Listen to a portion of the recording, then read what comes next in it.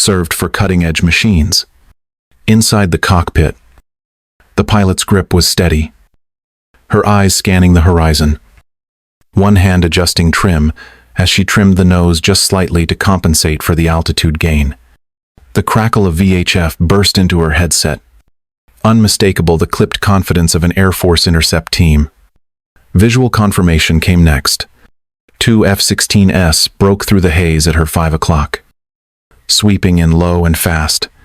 One came alongside her left wing, tilting slightly for visual inspection. Unidentified aircraft. You are operating inside restricted military airspace. Maintain current altitude and heading. Prepare for intercept procedures. She didn't flinch. Her hands stayed where they were. Her breathing slow, deliberate. The T-38 held its course like it had something to prove, like it had done this before. She keyed the mic. This is civilian aircraft. November 30 uniform 87 Tango. Mi apologies. I appear to have drifted off course. Requesting immediate clearance to exit restricted zone. There was a pause. Then a younger voice cut in. Nice plane. Ma'am. Hope that museum piece can survive modern airspace. The second F-16 swooped closer, rolling briefly for dramatic effect before locking into formation on her right. Probably heading to an air show. Bet she's got a cooler full of lemonade and a GoPro. His wingman said. They weren't whispering. They wanted her to hear. They wanted her to feel the condescension in every word. The sound of two high-performance fighters surrounding her old jet might have rattled a newer pilot, but she held the line. The T-38 was designed for high-speed training, not combat, but it handled smoothly in this thin air. She could feel every vibration through her seat. Every control was second nature. She'd spent hundreds of hours restoring it, bolt by bolt. It wasn't just an airplane. It was something sacred. The F-16s tightened formation. She caught a glimpse of their helmets through the mirrored visors. Young, relaxed, in control. Viper 1 to tower. We've got a T-38 inbound. Civilian markings. Likely unauthorized. Treat as low-threat intercept. Routine airspace breach. Copy. Viper 1. Maintain visual escort. Prepare for directed landing at Base Luke. As they circled closer to the desert floor, her eyes flicked to her altimeter. Then, to the tail mirror. The T-38 didn't bristle with sensors or fly-by-wire avionics, but it had something the others didn't: memory. It had flown missions long before these pilots had been born. Their words barely registered anymore. The arrogance didn't bother her. What bothered her was that they didn't know what they were looking at. She adjusted her heading as instructed, falling in behind the lead F-16. Her aircraft shook slightly in their wake turbulence. The desert below stretched in ridges and gorges, the base visible in the distance.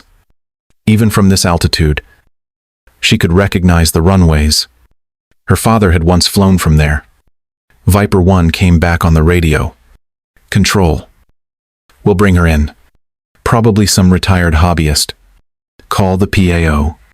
Might be cute for a press reel. She said nothing. Let them think what they wanted. The T-38 had seen worse than this. She'd seen worse than this. The sound of their jets cut through the sky like razors. Theirs was the confidence of youth, of technology, of systems that made decisions faster than thought. Hers was something quieter, older.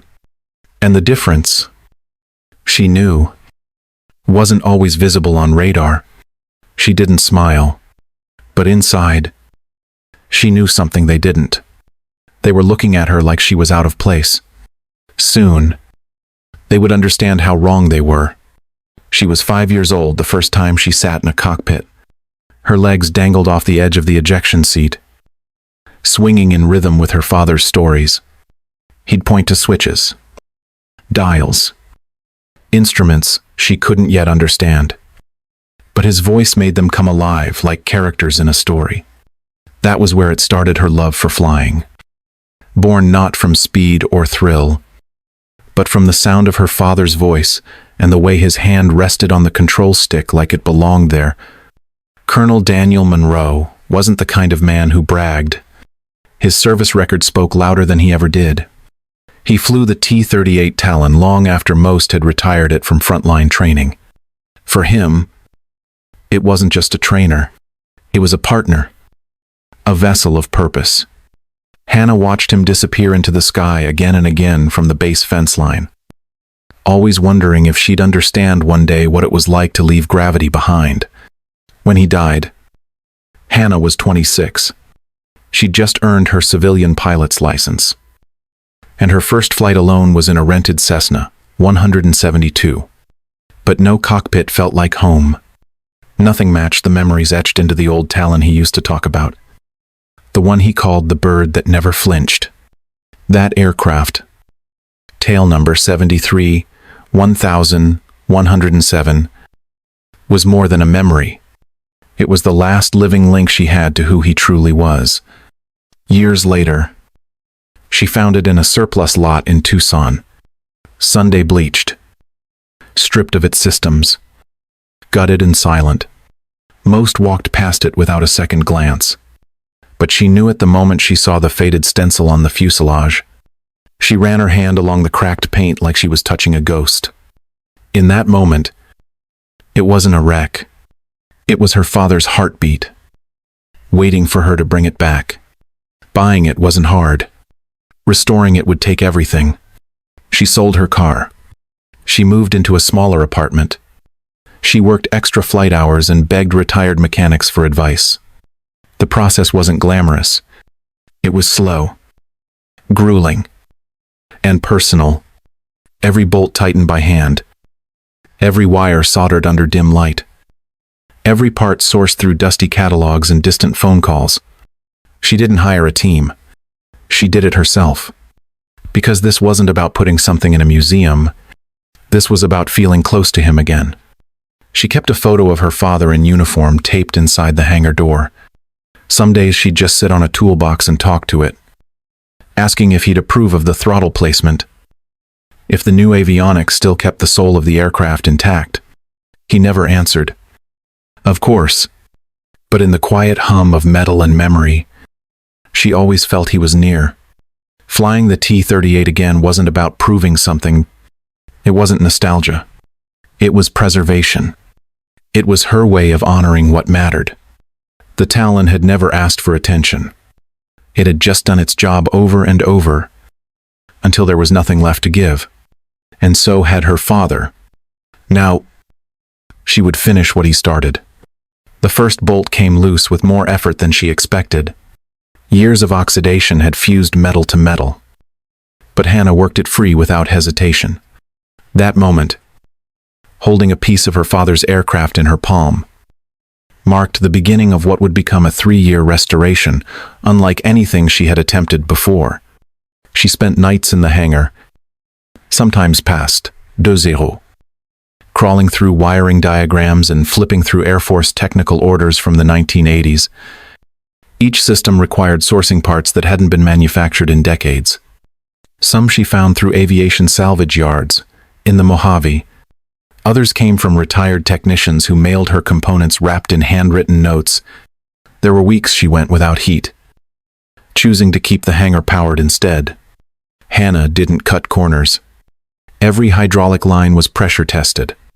Every rivet replaced with mil-spec fasteners. The Talon's twin engines were overhauled in separate shops and reinstalled under her supervision. She painted the tail number herself, tracing the same digits her father once flew under. Steadying her hand as the memories flooded back. She refused to let anyone else do it. It wasn't about perfection. It was about presence. The hardest part wasn't the engineering. It was reliving the silence he left behind. She'd sit on the wing and wonder what he'd think of the glass cockpit upgrades. She debated whether to preserve the original ejection seats or retrofit safety-modified versions. In the end, she chose restoration over modernization wherever it counted. Because she didn't want the jet to just look like her father's. She wanted it to feel like it had never stopped waiting for him.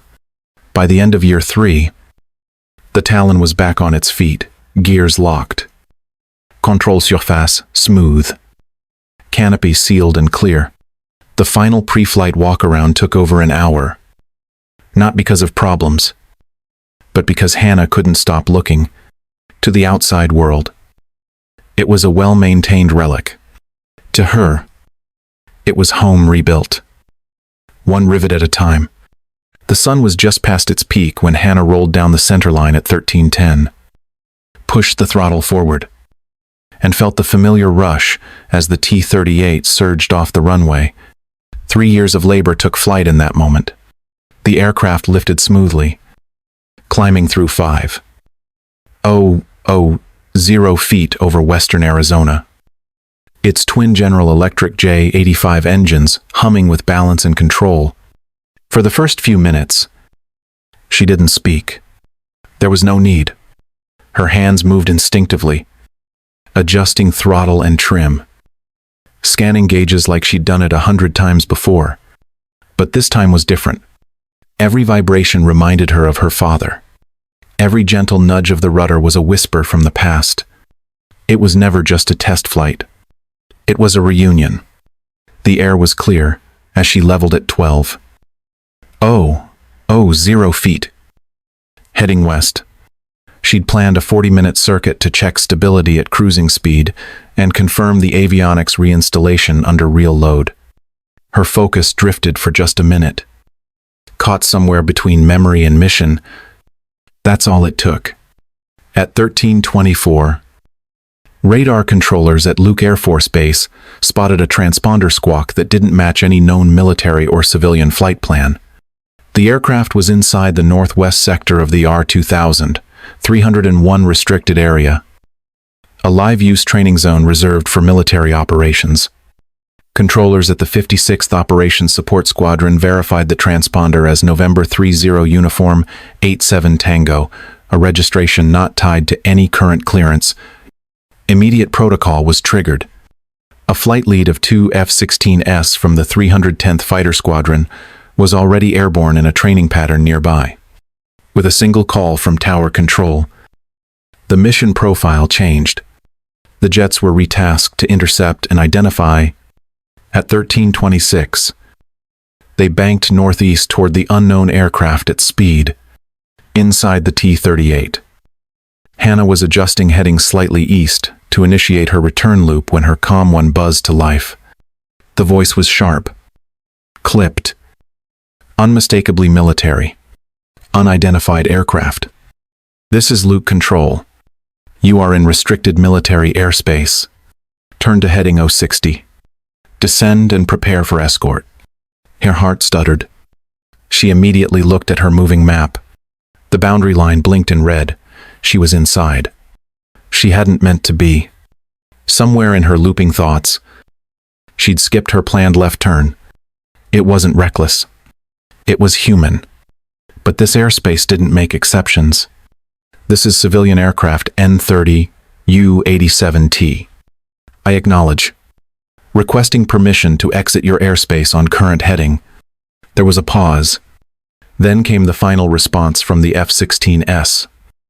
Now within visual range. Negative. You will hold current altitude and await escort. She looked out the canopy to her left. 2 specks in the distance moved with precision and speed. Hannah's fingers tightened on the stick. She knew exactly what was coming. Intercept procedures weren't dramatic. They were precise, trained, efficient, but for anyone on the wrong side of them, they were unforgettable. At 1330, the F-16S reached visual contact. One moved high right, maintaining distance. The other came in from her low 6 o'clock and slid into position at 5 o'clock low, angled for canopy confirmation. It was textbook. She could almost hear her father's voice, reminding her about airspace protocols, about staying vigilant. But that voice was memory now, and she was alone. The irony of it hit hard, flying the very aircraft he'd once trusted his life to, now triggering a modern military response he'd once commanded himself. No alarms rang. No missiles armed. Just two jets, holding tight positions, watching her carefully, waiting to be sure she wasn't a threat. She exhaled slowly. This wasn't how she wanted to return her father's aircraft to the sky. But even in the heart-pounding realization, she stayed calm. She knew the rules. She respected the discipline. And above all, she trusted the aircraft beneath her. At 13:31, the F-16S dropped into formation around the T-38. Viper lead, flown by First Lieutenant Jake Mitchell, took high cover while his wingman, Viper 2, to move lateral to the older jet's left wing.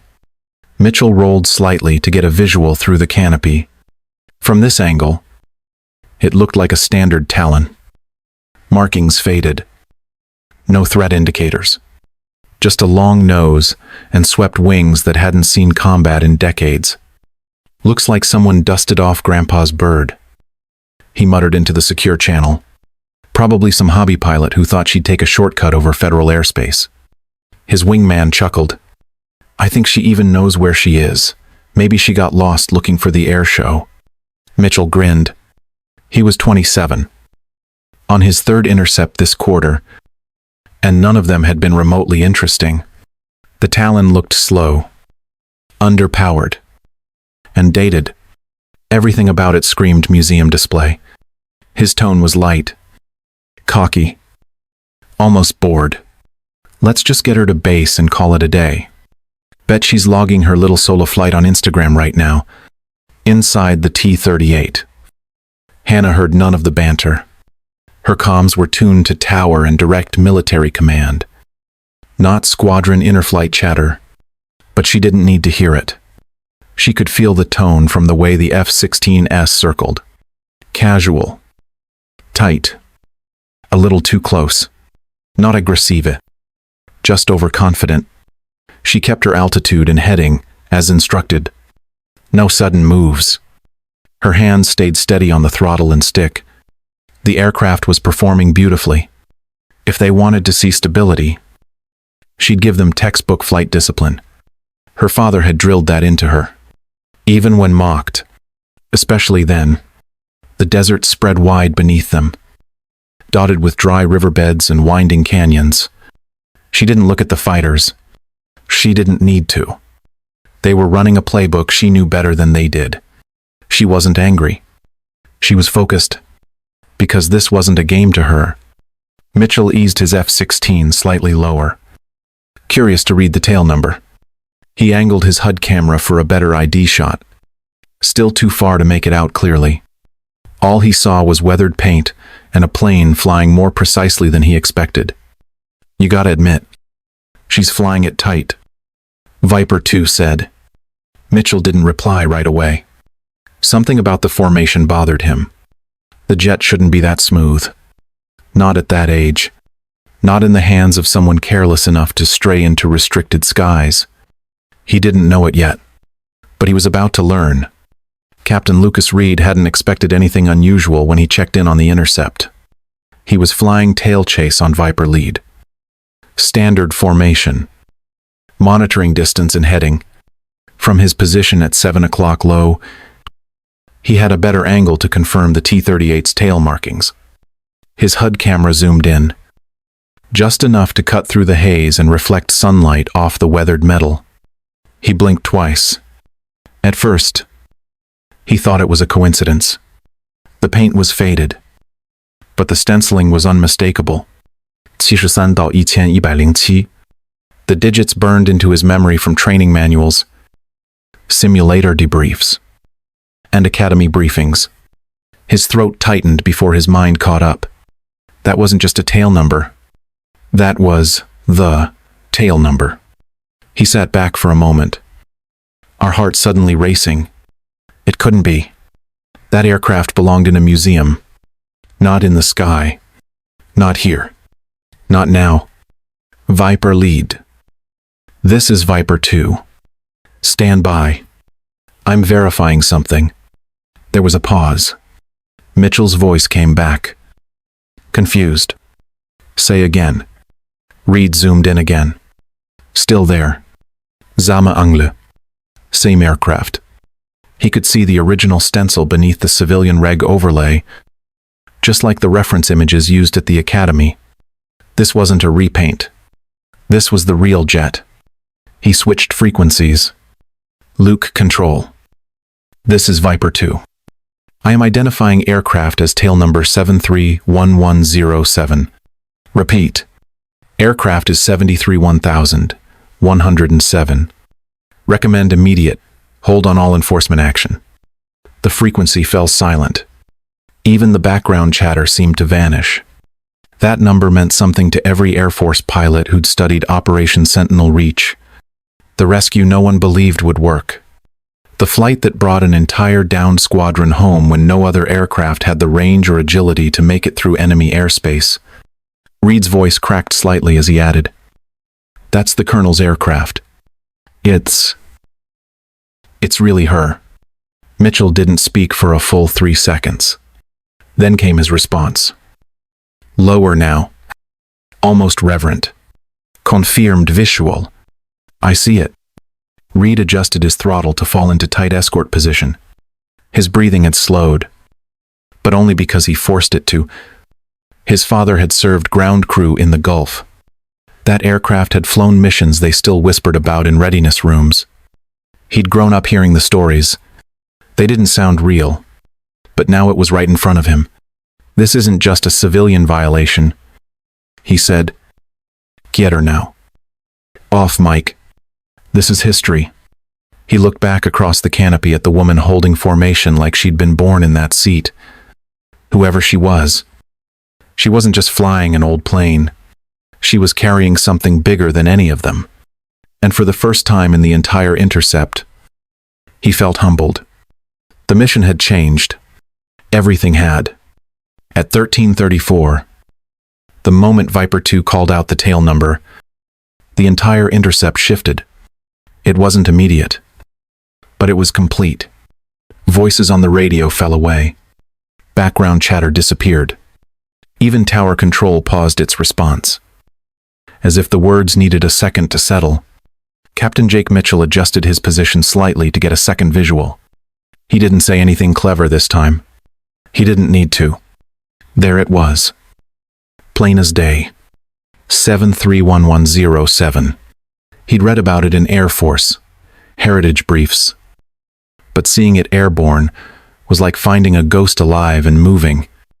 At Luke AFB's radar station, the operations chief leaned in toward the console. Repeat that tail number, he said to the technician beside him. When it came through again, the chief keyed the direct line to the command center. No delay. No filter. Colonel Sarah Torres, base commander, was reviewing drone footage from a separate training exercise when the call reached her. She froze at the name. Her mind leapt back 20 years to the mission no one thought could be done. Monroe had flown the impossible route through enemy radar, weaving his Talon through mountains at treetop height. She was a young lieutenant then. She owed her life to that flight. Get me confirmation. Get me visual. Get me everything, she said. Back in the air, the two F-16s flanked the T-38 with a new formation. No longer interceptors. Now they were escorts. Mitchell switched channels again. His voice was flat, but not from indifference. It was respect holding his words in check. Luke control. Viper lead. We are confirming visual ID on historical aircraft. Recommend full protocol halt. Awaiting guidance. The woman flying the Talon hadn't spoken since her initial acknowledgement. She kept formation with calm precision.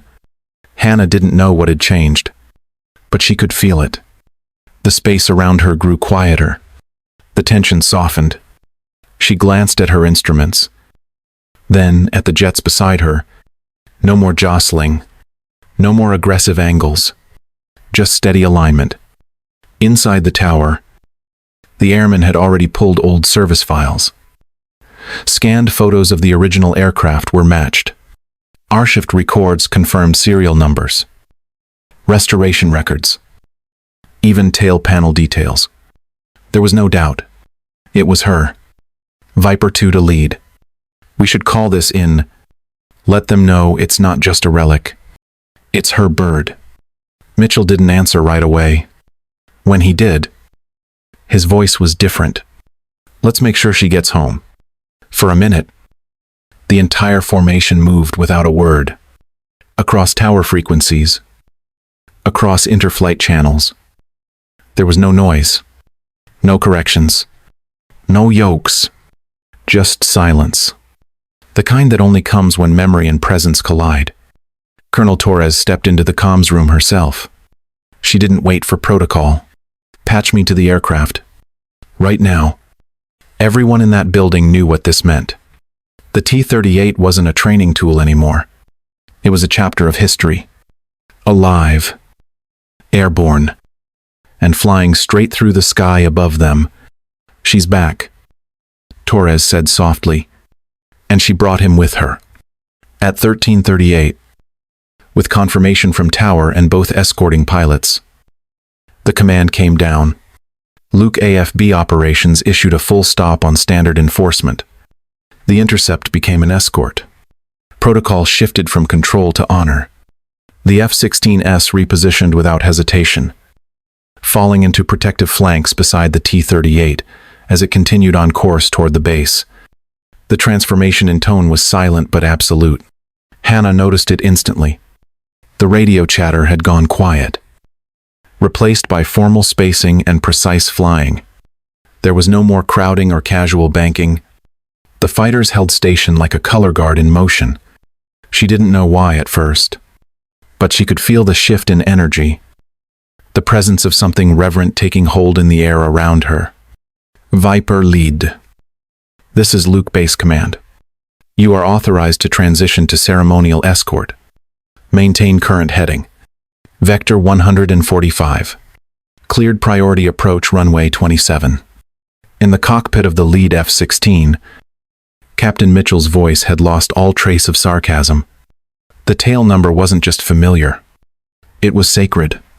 His own father, a crew chief for the 49th Fighter Squadron, had told stories about Colonel Monroe and that Talon, stories about a man who flew into hell and came back with everyone else alive. Ma'am, Mitchell said on an open frequency, Are you related to Colonel Daniel Monroe? Hannah hesitated only a second. Yes. He was my father. There was a long pause. Then the response came back. Soft, with something caught in his throat. It's an honor to share this airspace with you and that aircraft. Inside the control tower, techs and officers stopped what they were doing to listen. The base commander herself stepped to the microphone. This is Colonel Torres. Luke Base. Miss Monroe. Your father saved my life 20 years ago. I was a young lieutenant then. I remember the mission. I remember that jet. You have full clearance for approach. And you have our respect. Hannah didn't speak right away. She looked down at the control panel. The gauges. The old manual trim knob her father had always adjusted with his thumb. For the first time since he died, she didn't feel alone in the cockpit. Thank you, Colonel. I only wanted to fly it again. He would have liked this. At 1346, the T-38 rolled into final with the F-16S holding perfect escort wings. Other aircraft on the base were instructed to hold. Ground crews lined the apron. Some knew the aircraft from stories. Others knew the man. Some simply stood in quiet curiosity, unaware they were about to witness a return they'd never forget. On touchdown, Hannah brought the Talon in smooth, wheels kissing the concrete as if it had never left.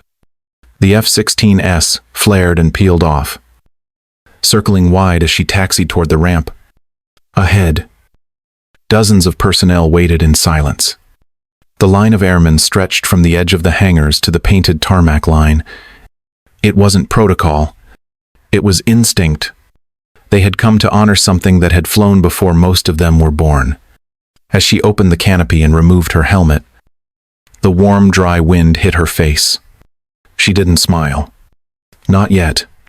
She just looked out at the crowd, still trying to understand what was happening. A man in civilian clothes stepped forward, standing tall with military bearing. "Miss Monroe," he said. "I'm Chief Master Sergeant Mike Ellis. Retired. I crewed your father's Talon during Operation Sentinel Reach." Her voice caught before she could answer. She stepped down from the ladder, the feet touching the same ground her father had walked. The man offered his hand, but then paused. Instead, he came to attention. Others behind him did the same. Hannah wasn't expecting that. She nodded slightly, then stood still, letting the moment hold. There was no need for ceremony. The aircraft had done all the speaking, and the silence it commanded was louder than any tribute. Inside the operations building, young pilots gathered around live feeds, watching what looked more like a reunion than a landing. One second lieutenant whispered, "That's the real one. The one from the case study. The one with the impossible flight path." Another added, "That's not just a jet. That's doctrine. That's who we learn from." Colonel Torres arrived at the ramp with two other officers. She walked directly to Hannah and extended her hand, eyes steady with respect. "He never talked about the mission," Hannah said. "Just told me the bird had good bones. He was humble." Torres replied, "That's what made him unforgettable." Someone in uniform called for maintenance, but Torres raised a hand. "Not yet. Let them look. Let them remember." For nearly 20 minutes, airmen approached the T-38 in twos and threes. No one touched it. They just stood near it, some speaking in low tones, others quiet altogether. The sun dipped lower behind the hangars, painting long shadows over the ramp. By 1412, the airfield resumed operations. But something lingered in the air, a kind of shared memory none of them had lived, but all of them now understood. The Talon wasn't just a restored aircraft. It was a living reminder of courage that didn't require explanation, just recognition and presence. And Hannah, standing beside it, felt something she hadn't in years. Not grief, not burden, just legacy, carried forward with every step. The alert hit base command at 16:02. A training flight over mountainous terrain near the Utah-Nevada border had gone wrong. An A-10 pilot experienced engine failure after bird strike and was forced to eject. The terrain was steep, heavily forested, and within a communication-degraded zone, weather was closing in. They had a narrow window for extraction, and satellite visuals were obscured by fast-building cloud cover. In the mission planning room, aircrew and analysts worked fast. Helicopters would take too long to reach. The C-130S couldn't maneuver in the valleys. Even F-16S and F-35S lacked the slow handling and line-of-sight approach required for confirmation or low flyover. A few pilots started proposing drone scans, but it was too late for passive surveillance. They needed eyes and instincts now. Colonel Torres stood silent at the operations map. Her gaze drifted to the aircraft assignments board. The T-38 sat listed as secured, grounded, civilian designation. But the terrain, the altitude, the conditions, it was almost identical to the old mission. The one everyone had read about. The one Monroe flew. No one spoke the idea. It just hung there, growing heavier with every passing second. Then Hannah stepped forward. She didn't wait for a request. She didn't ask permission. She just said, "I can make that run." There was a brief pause, long enough for the room to turn. Her voice wasn't loud, but it carried. "I know the aircraft. I know the terrain. I've trained in this region. That valley doesn't need stealth. It needs something fast, light, and steady. And it needs someone who's not afraid of tight turns." Torres met her eyes. She saw more than conviction. She saw clarity, the same kind Colonel Monroe had. No bravado, no ego, just purpose. Fuel her up. Torres ordered. Full 9:20. Emergency beacon tracking. Give her the comms channel and weather overlay. No one protested. No one questioned if she was ready. They saw what the jet had done that day. They saw how she flew it. And now they saw why. In the hangar, the ground crew moved with urgency. Hannah suited up without a word. Every motion deliberate. Every strap and buckle the same as before. Except this time, there would be no escort. No ceremony. Just a mission. Just a pilot and an aircraft built for one thing getting through when others couldn't. By 1622, the Talon was turning onto the taxiway. The tower cleared her for immediate takeoff. Winds light. Visibility dropping. Terrain unknown. Still. Her voice on the final check was steady. Talon 1 ready for departure. Let's go find our pilot. Legacy wasn't something you wore. It was something you answered. Hannah hit cruising altitude at 1928, angling northwest across jagged terrain rising fast beneath her. The T-38 held trim. But every gust through the canyons pushed back. She stayed low. No higher than 500 feet AGL once inside the box. Radar contact was useless at that level. So she flew by, terrain recognition, line of sight markers, and timing intervals. Her eyes were on the ridge lines, constantly adjusting for shadow and movement. At 1634, she crossed the LZ perimeter zone. The beacon ping was faint but steady. The terrain below was sloped, half covered in brush, with barely 600 feet of flat surface near the tree line. That would have to do. She circled twice at low idle, watching for movement. No fire, no signals. Then she saw it. A red flare burst low near a cluster of rocks. Final approach was all muscle memory. Flaps set. Gear down. Stick held steady. The old bird came in light, its twin engines breathing just enough to clear the threshold. She touched down at 82 knots, kicking a cloud of dust into the pine-heavy air. The T-38's tires bumped hard into the earth. But they held. She had less than 50 feet margin on rollout. It was enough. The downed pilot was already moving toward her, limping hard, one arm cradled close to his vest. She popped the canopy before full stop and waved him in. He scrambled up the wing, bleeding from the scalp, but conscious. New questions. No time. They strapped him in the rear seat using the auxiliary harness and nodded once to each other. That was all. Throttle up. Back to speed. Nose lifted clean at 1641. Just before the clouds socked the valley in behind them. Radio contact re-established at 1645. Tower acknowledged with a single phrase, Talon 1. You are priority inbound. 2 F-16S from Hill AFB had been redirected and arrived minutes later, falling into escort. This time, no one said a word on comms. There was no need. Every radar track across the western sector was cleared to make room. Hannah looked once in the rearview mirror. The injured pilot had closed his eyes but kept his hand gripped tight to the side rail. She knew that hold. Her father had called it the grip of someone who just ran out of luck but landed in grace. The return was smooth, like flying inside a tunnel of reverence.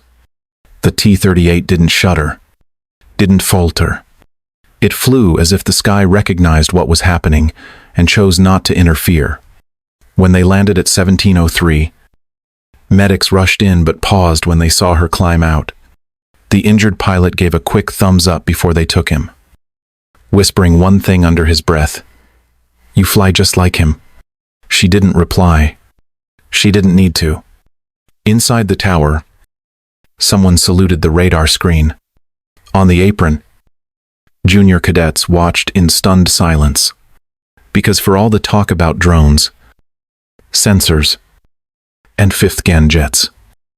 It had been a 60-year-old trainer and a pilot with nothing to prove that brought one of their own back home. No pilot left behind. That was the rule. And today, legacy made sure it stayed unbroken. The lecture hall was quiet when Hannah stepped to the front. No projector. No slides. Just a room of young trainees in uniform. Most barely old enough to remember a world before smart weapons and satellite overlays. They had heard about the rescue. Some had seen the video footage. But now they sat still, waiting for the woman who brought a Cold War jet through a rescue corridor that modern aircraft couldn't reach. She looked around once, hands folded in front of her. No rank to display. No insignia on her flight suit beyond a name patch that read, Monroe. My father flew the T-38 Talon. She began. He flew it longer than anyone thought reasonable. Not because it was fast. Not because it was flashy. But because he understood what it could do. And more importantly, he understood what he could do inside it. She let the silence settle before continuing. When I was little, he told me one thing over and over. Planes don't save people. People do. The machine's just a reflection of the hands guiding it. A few heads nodded. Others leaned in. You'll learn tactics, protocols, procedures. You'll memorize specs for every system in the fleet. And that's important. But when everything breaks down, when comms fail, when maps are wrong, when weather turns, none of that matters more than what's inside you. She took a slow breath, then said the line that had anchored her entire flight. Heart matters more than horsepower. Some students scribbled it down. Others just stared. That Talon was never meant for combat. It wasn't built for rescues. But legacy doesn't care what a machine was designed for. It only cares what you're willing to do with it when someone else is counting on you. Behind her, someone brought up a still frame from her landing. T-38 on final. Dust kicking up. Two escorting F-16s banking high above. That aircraft flew into danger 3 decades before I was born. My father brought his crew back in it. Last week, I brought one more home. The point isn't the jet. It's the choice. She walked to the edge of the platform, closer to the rows of uniforms. Every time you strap in, you're part of a line that goes back farther than you realize. You're carrying more than a call sign or a training record. You're carrying the memory of people who didn't hesitate. People who trusted instinct when the system couldn't help them. That's your real instrument panel. The room stayed still. No shifting. No whispering. Just silence. Heavy and full. Don't wait for someone to call you brave. Don't wait for perfect timing. Be ready because someone will need you to be. At the back, a flight instructor folded his arms and gave a subtle nod. As she turned to leave, Hannah glanced once more at the screen. The Talon sat there like it always had. Unassuming. Sharp. Waiting. She smiled just slightly, then walked out, leaving nothing more than her words behind. The kind of doctrine they don't teach in manuals. The kind that stays. Hannah flew the Talon every few weeks. Not for show. Not for nostalgia. But because it still responded to her hands like it had her father's Lechner. Precision. Balance. Purpose. Every time she took off, she did it with quiet intent not to relive the past, but to keep its meaning alive in motion. At air shows and heritage events, people gathered to see the jet. Some came for photos. Others brought old logbooks, hoping to match serial numbers or engine runs from decades past. But more and more, young pilots approached her not for autographs, but for advice. They asked about handling in crosswinds, about edge control on mountain turns, about courage when checklists aren't enough. She never gave lectures. She told stories. Short ones. Real ones. About what it meant to be the calm inside chaos. About flying a jet that taught discipline more than power. About how the sky doesn't remember noise, it remembers precision. There were days when she walked into hangars and saw airmen standing beside the Talon like it was sacred. Not touching, just looking, some with curiosity, some with quiet reverence. They didn't need to know the full story. They just felt it. The aircraft had presence. It had flown with purpose, and it carried the weight of both memory and promise. Once, after a flyby for a graduation ceremony, a cadet asked her how long she planned to keep flying it.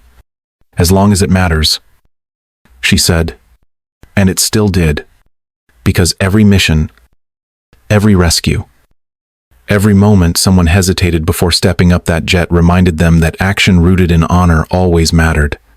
The T-38 wasn't fast compared to the new fighters. It didn't jam radars. It didn't drop payloads.